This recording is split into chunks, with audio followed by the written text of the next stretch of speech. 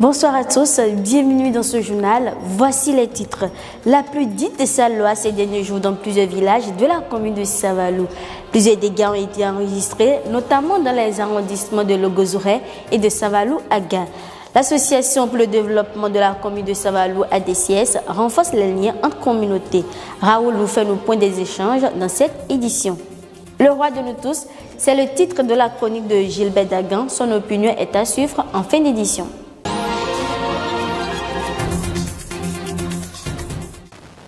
À nouveau, bonsoir. Je l'annonçais en titre, les pluies diluviennes du mardi 22 août et de mercredi 23 août ont engendré beaucoup de dégâts, dont 2 pertes en vies humaines à Savalou.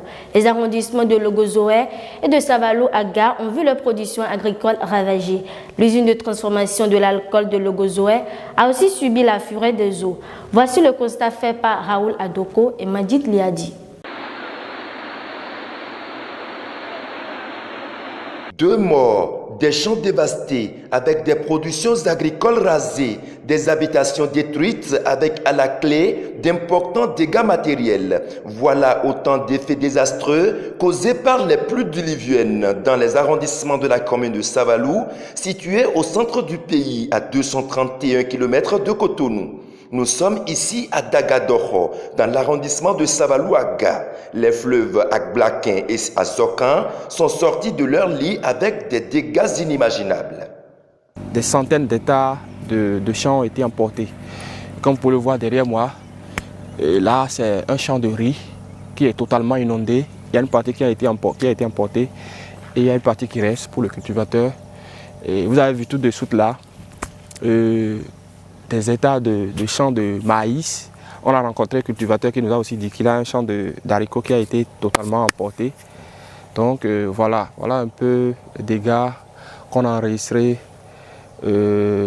principalement au bord de cette rivière. À Logozoré, les dégâts causés par la gronde de la pluie sont alarmants. Les traces de ces ravages sont encore visibles. 这水灾呢是自然灾害的，我是没办法。但是呢，对我们呢也有一定的损害，所有的机器啊，所有的房间啊，所有东西都被水泡了。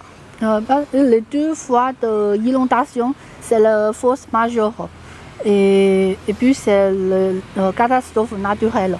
Et puis quand les lois sont arrivées, et puis inondé notre atelier. Les machines sont noyées et notre domicile sont noyés aussi. Face à ce désastre, le chef d'arrondissement de Logozoré ne sait plus à quel saint se vouer. Il sollicite le soutien des bonnes volontés pour sauver les meubles. Et si le gouvernement peut jeter un clin d'œil à Logozoré, voir ce qui s'est passé, ça me fera plaisir. Ça me fera plaisir. Et c'est vraiment horrible, c'est vraiment horrible. Vu le passé, écoutez, les plus âgés, les notables, on nous a dit que l'événement là s'est passé dans les années 62-63. Donc aujourd'hui, nous sommes en 2022. Regardez, ça fait 60 ans. Donc l'événement là s'est passé. Bon, je ne sais pas comment le gouvernement peut nous aider un peu. Et mes producteurs, même les Chinois qui ont perdu beaucoup de choses, les appareils sont noyés, tout est parti et vraiment, on ne peut que demander des aides. C'est pour la 2e fois depuis 1962 que le fleuve Clou est sorti de son lit avec autant de ravages. Pour le météorologue, cette situation pluviométrique est normale et même annoncée déjà par les services de climatologie et de changement climatique.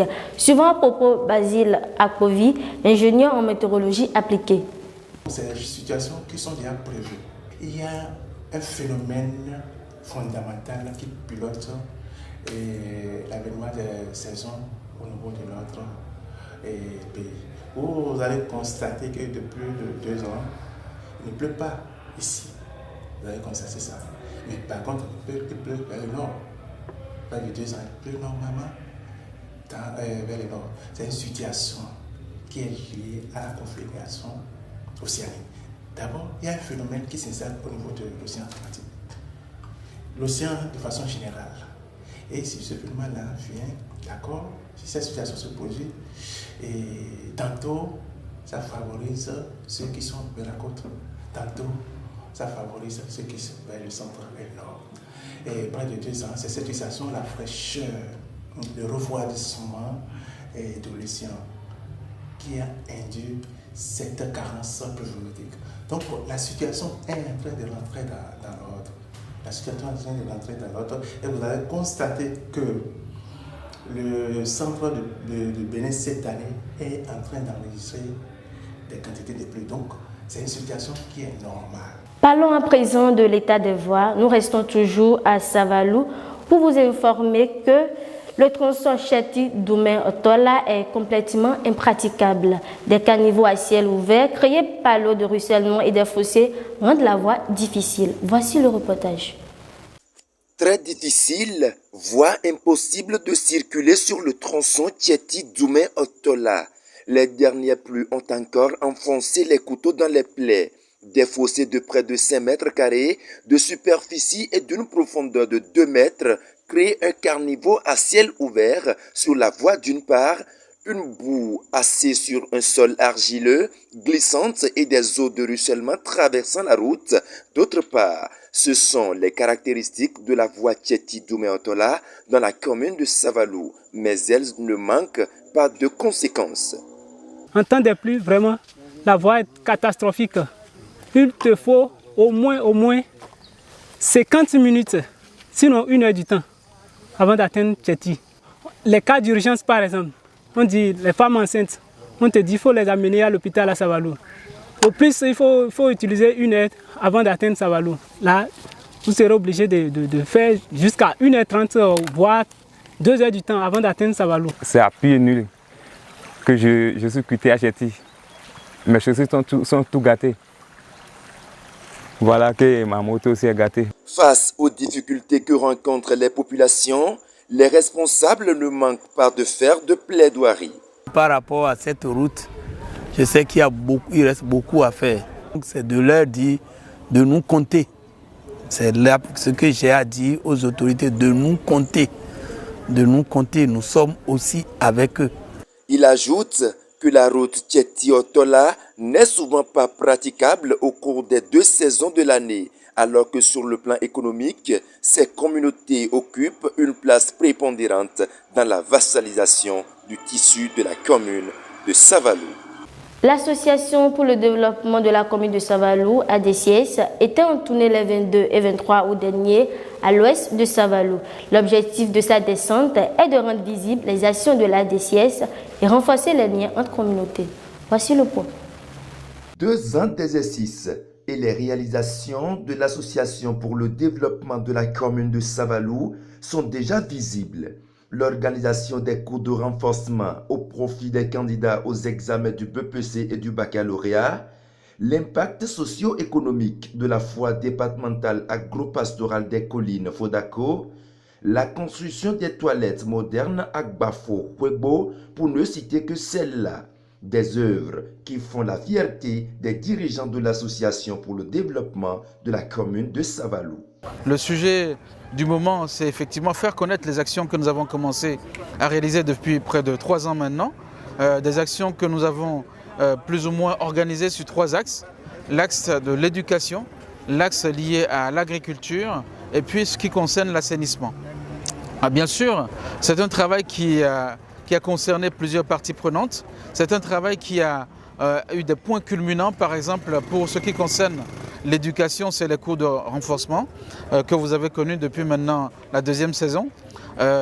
Pour ce qui concerne l'agriculture, c'est la 3e fois agro-pastorale départementale que nous organisons avec le concours du ministère de l'Agriculture, de l'Élevage et de la Pêche.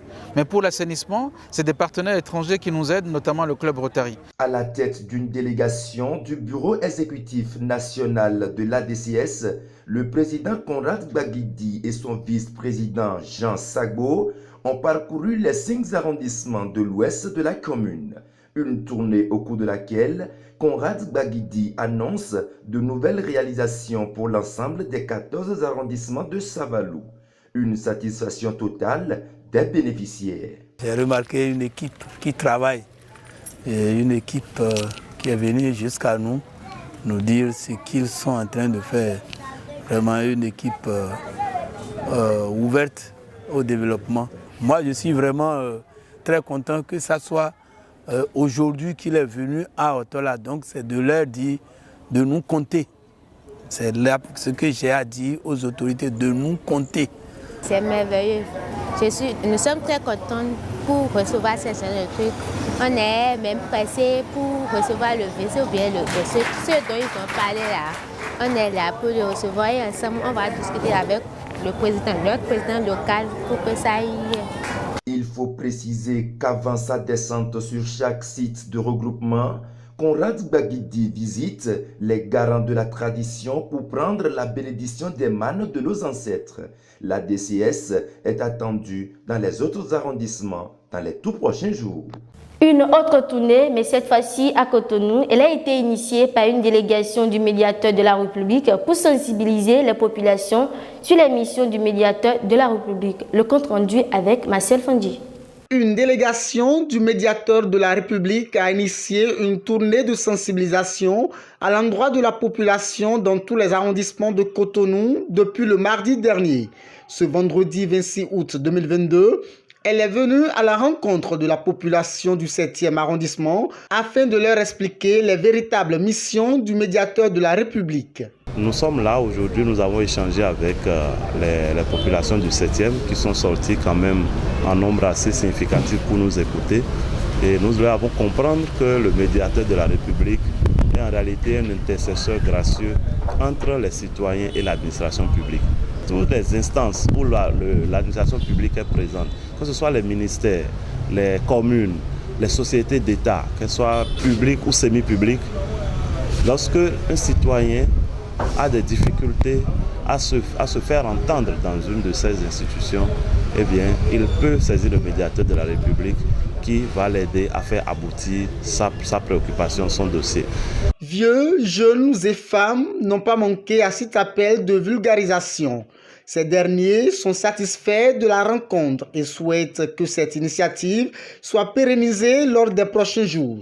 Ça fait longtemps qu'on se demande à quoi sert réellement le médiateur de la République, quelles sont ses attributions et son rôle.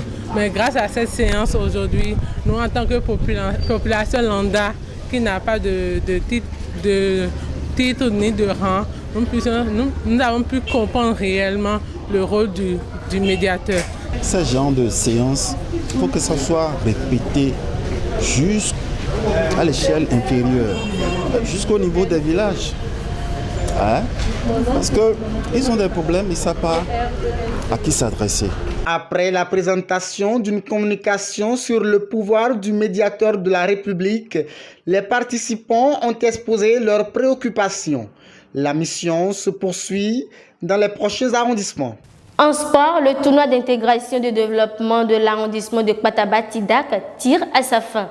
La finale est prévue pour ce dimanche 28 août à 16h au stade de Kodji. Elle va mettre aux prises les petits génies de Lausanne et la jeunesse sportive de Médé Tekpo. Nous vous ferons le point de cette rencontre dans nos prochaines éditions.